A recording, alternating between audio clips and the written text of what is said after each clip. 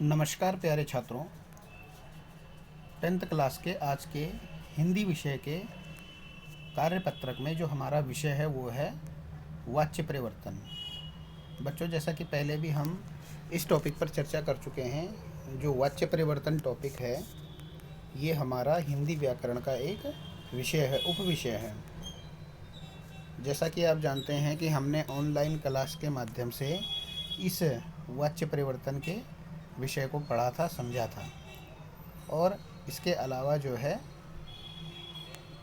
इससे पहले जो 2 कार्यपत्रक आए हैं उन कार्यपत्रकों में भी हमने वाच्य के बारे में जाना था। तो आज भी हमारा जो उपविषय है वो है वाच्य परिवर्तन से जुड़ा हुआ। तो चलिए पहले हम आज के कार्यपत्रक को पढ़ना शुरू करते हैं। बच्चों, पिछले कार्यपत्रकों में हमने वाच्य और उसके भेदों के बारे में जाना था। इस कार्यपत्रक में हम वाच्य परिवर्तन करना सीखेंगे। यानी कि पहले तो हमने पहले के कार्यपत्रकों में हमने वाच्य के बारे में जाना, वाच्य की परिभाषा के बारे में और उसके भेदों के बारे में जाना था। अब इस कार्यपत्रक में हम वाच्य परिवर्तन करना सीखेंगे। वाच्य परिवर्तन करना यानी कि जैसे कर्तृवाच्य से कर्मवाच्य में बदलना। बच्चों, जैसा कि आप जानते ही हैं कि वाच्य के 3 प्रकार होते हैं, कर्तृवाच्य, कर्मवाच्य और भाववाच्य। अब हम कर्तृवाच्य से कर्मवाच्य में अथवा कर्मवाच्य से कर्तृवाच्य में वाक्यों को बदलना सीखेंगे। तो इस कार्यपत्रक में जो हमारा विषय है वो यही है कि कर्तृवाच्य से कर्मवाच्य में वाक्यों को कैसे बदला जाता है और कर्मवाच्य से कर्तृवाच्य में हम वाक्यों को कैसे बदलेंगे। यही सब बातें इस कार्यपत्रक में हम जानेंगे। कर्तृवाच्य से कर्मवाच्य में परिवर्तन के लिए निम्नलिखित बिंदुओं का ध्यान रखें।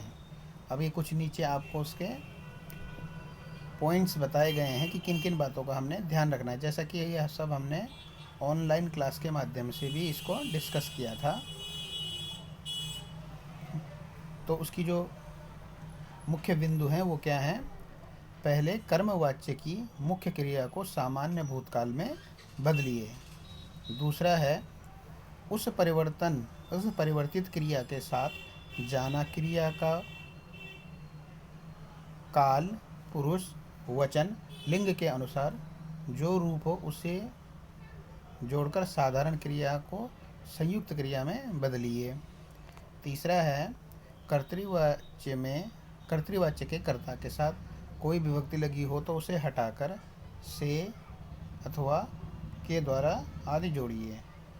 यदि कर्म के साथ कोई विभक्ति लगी हो तो उसे हटा दीजिए। तो ये कुछ ऊपर 3 पॉइंट्स बताए हैं कर्तृवाच्य से कर्मवाच्य में बदलने के। तो अब नीचे आप देखेंगे, जैसे आपको पहले कुछ 3 उदाहरणों के द्वारा समझाया गया है। जैसे इसमें शेर शिकार करते हैं, तो ये क्या है? एक कर्तृवाच्य है। इसको कर्मवाच्य में बदला गया है, शेर के द्वारा शिकार किया जाता है।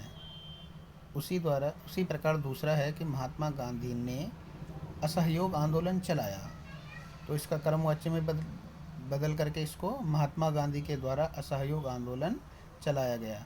क्योंकि कर्तृवाच्य से जब हम कर्मवाच्य में वाक्यों को बदल रहे हैं तो उसमें यहाँ पे ऊपर जैसे बताया कि से अथवा के द्वारा आदि को हमने जोड़ देना है।